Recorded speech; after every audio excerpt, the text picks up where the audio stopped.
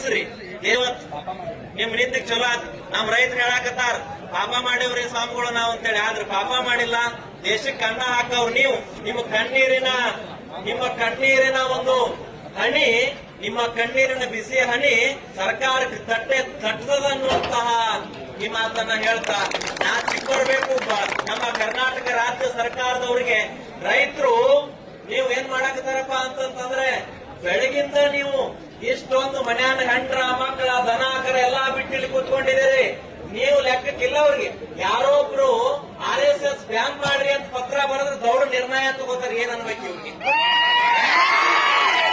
RSS ban ಮಾಡಾಕ ಇವ್ರು ನಿರ್ಣಯ ತಗೋತಾರ? ಎಂತ ಕ್ಷುಲ್ಲಕ ಒಂದು CM ಅನ್ನ ಕರ್ನಾಟಕ ದುರ್ದೈವ ನಮ್ದು ಇವತ್ತು ದಿವಸ ಹೇಳ್ಬೇಕು ಅಂತಂದ್ರೆ, ಫ್ಯಾಕ್ಟರಿ ಮಾಲಕರು ಅವರೇ ಆಗ್ಯಾರ, CM ಅವರೇ ಆಗ್ಯಾರ, ಮಂತ್ರಿಗಳು ಅವರೇ ಆಗ್ಯಾರ. ನೀವು ಸುಮ್ನೆ ಇಡಬೇಡ್ರಿ, ಬಿಟ್ರಿ ನಾಡನ್ನ ಮಾರ್ಕೊಂಡ್ ತಿಂತಾರ ಮುಂದಿನ ನಿರ್ಮಾಣದಲ್ಲಿ.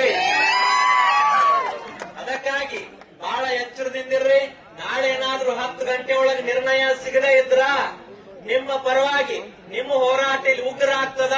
ಒಬ್ಬ ಕರ್ನಾಟಕದ ಸನ್ಯಾಸಿ ಅಮರನಾಥ ಉಪವಾಸವನ್ನ ಕೈಗೊಳ್ತಾನೆ ಅನ್ನುವಂಥದ್ದನ್ನ ನೀವು ಮರೆಯಬಾರದು. ಖಂಡಿತವಾಗಲೂ ನಿಮ್ಮ ಕಬ್ಬಿನ ಬೆಳೆಗೆ ಸರಿಯಾದ ಬೆಲೆಯನ್ನ ಕೊಡ್ಲಿಕ್ಕೆ ನಾನು ಉಪವಾಸ ಕೂಡ್ತೇನೆ. ಫ್ಯಾಕ್ಟರಿ ಮಾಲಕರು ವಿಚಾರ ಮಾಡ್ರಿ, ಸ್ವಲ್ಪ ಇವತ್ತು ರಾತ್ರಿ ಕೂತ್ಕೊಂಡು ಯಾರ್ಯಾರು ಫ್ಯಾಕ್ಟರಿಗಳನ್ನ ಇಟ್ಕೊಂಡಿರಲ್ಲ ನೀವು ವಿಚಾರ ಮಾಡ್ರಿ.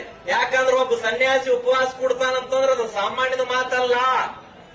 ಅದು ಯಾರ ಪರವಾಗಿ? ನಿಮ್ಮ ರೈತರ ಪರವಾಗಿ.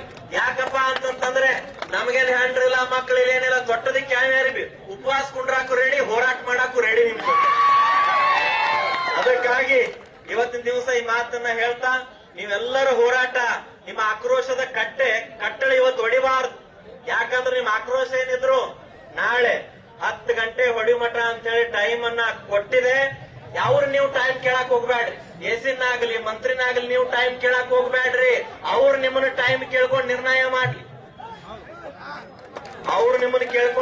ಮಾಡ್ಲಿ. ಅದಕ್ಕಾಗಿ ನನ್ನ ಎಲ್ಲಾ ರೈತ ಬಾಂಧವರೇ, ನಾಳೆ ಬೆಳಗ್ಗೆನೂ ಕೂಡ ನಾನು ವೇದಿಕೆಗೆ ಬರ್ತೇನೆ. ಸರಿಯಾದ ನಿರ್ಣಯ ಆಗಲಿ. ನಿಮ್ಮೆಲ್ಲರ ಬೆವರಿನ ಹನಿಗೆ ಬೆಲೆ ಕಟ್ಲಿಕ್ಕೆ ಅವ್ರ್ಯಾ ಸೀಮೆ ದಂಡನಾಯಕರಲ್ಲ. ನಿಮ್ಮ ಬೆವರಿನ ಹನಿಗೆ ಬೆಲೆ ಕಟ್ಟುವಂತ ತಾಕತ್ತು ಯಾವ ರಾಜಕಾರಣಿಗಳಾಗಲಿ, ಯಾವ ಮಠಾಧೀಶರಿಗಾಗಲಿ ಯಾರಿಗೂ ಇಲ್ಲ. ನಿಮ್ಮ ಬೆವರಿನ ಹನಿ ಬಹಳ ದೊಡ್ಡದು. ಅಂತ ಬೆವರು ಸುರಿಸಿ ಕಬ್ಬನ್ನ ನೀವು ಬೆಳೆದಿದ್ದೀರಿ, ಅದಕ್ಕೆ ಬೆಲೆ ಕೊಡ್ರಿ ಅಂತ ಕೇಳಾಕತ್ತೀರಿ. ನೀವೇನವರು ಎಲ್ಲೆಲ್ಲೋ ಬಚ್ಚಿಟ್ಟು ಬಂಗಾರ ರೊಕ್ಕ ಕೊಡ್ರಿ ಅಂತ ನೀವು ಯಾವತ್ತೂ ಕೇಳಿಲ್ಲ.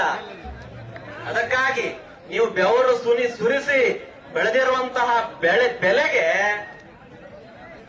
ಬೆಲೆಯನ್ನ ಕೇಳ್ತಾ ಇದ್ರಿ. ಇದು ತಪ್ಪಲ್ಲ. ಅದಕ್ಕಾಗಿ ನಾಳೆ ಎಷ್ಟು ಗಂಟೆ ಹೇಳ್ರಿ? 10 ಗಂಟೆ. ಮಾನ್ಯ DC ಸಾಹೇಬ್ರೆ, ನಿಮಗ ನಾಳೆ 10 ಗಂಟೆ ಇಲ್ಲಾಂದ್ರೆ 1 ಲಕ್ಷ ಜನ ಸೇರಿ ಉಗ್ರ ಹೋರಾಟ ಮಾಡ್ತಾರೆ. ಊಹೆ ಮಾಡ್ಲಿಕ್ಕೂ ಕೂಡ ಸಾಧ್ಯ ಇಲ್ಲ. ಅದನ್ನ ನೀವು ಊಹೆ ಮಾಡ್ಲಿಕ್ಕೂ ಕೂಡ ಸಾಧ್ಯ ಇಲ್ಲ. ಕಂಟ್ರೋಲಿಂಗ್ ಕೆಪಾಸಿಟಿ ತಪ್ಪಿ ಹೋಗ್ತದ. ಅದಕ್ಕಾಗಿ ಇದನ್ನ ಬಲವಾಗಿ ಜಿಲ್ಲಾಡಳಿತ ವಿಚಾರ ಮಾಡಬೇಕು. ಜಿಲ್ಲಾಡಳಿತ ಬಹಳ ಚಂದ ಕುಂತ ರಾತ್ರಿ 11 ನಿಮಗೆ ಸಂಬಂಧಪಟ್ಟವ್ರ ಜೊತೆ ಮೀಟಿಂಗ್ ಮಾಡ್ಕೋರಿ ಅನ್ನುವಂತ ಮಾತನ್ನ ಈ ಸಂದರ್ಭದಲ್ಲಿ ಹೇಳ್ತಾ, ನಿಮ್ಮ ಪರವಾಗಿ ಉಪವಾಸ ಕುಂಡ್ರಾಕ್ ನಾ ರೆಡಿ ಅದೀನಿ.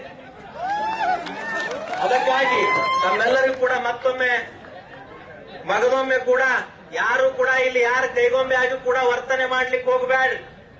ಯಾರು ಕೂಡ ಯಾರ ಕೈಗೊಂಬೆ ಆಗಬಾರದು ಅನ್ನುವಂತ ಮಾತನ್ನ ಈ ಸಂದರ್ಭದಲ್ಲಿ ಹೇಳ್ತಾ, ರಾತ್ರಿ ಶಾಂತಿಯುತವಾಗಿ ಹೋರಾಟ ಮಾಡ್ರಿ. ನೀವೇ ಬೆಳೆದಿರುವಂತ, ನೀವು ಅನ್ನದಾತರು, ನೀವು ಬೆಳೆದಿರುವಂತ ಪ್ರಸಾದವನ್ನು ಇಲ್ಲಿ ತಯಾರು ಮಾಡ್ಯಾರ. ಹಲವಾರು ಜನ ಇಲ್ಲಿ ದೇಣಿಗೆ ರೂಪದೊಳಗೆ ಕೊಟ್ಟಿದ್ದಾರೆ ಅನ್ನುವಂತ ಮಾತನ್ನ ಈ ಸಂದರ್ಭದಲ್ಲಿ ಹೇಳ್ತಾ, ನಿಮ್ ಹೋರಾಟ ಶಾಂತಿಯುತವಾಗಿ ನಡೀಲಿ. ಈಗ ನಮ್ಮ ಗೋಕಾಕಿನ ಪ್ರಗತಿಪರ ರೈತರಾಗಿರುವಂತ ಉದಯನ ಕರ್ಜಿಗಿ ಮಠ ಅವರು ನಮ್ಮನ್ನು ಉದ್ದೇಶಿಸಿ ಒಂದು 2 ನಿಮಿಷ ಮಾತನಾಡ್ತಾರೆ.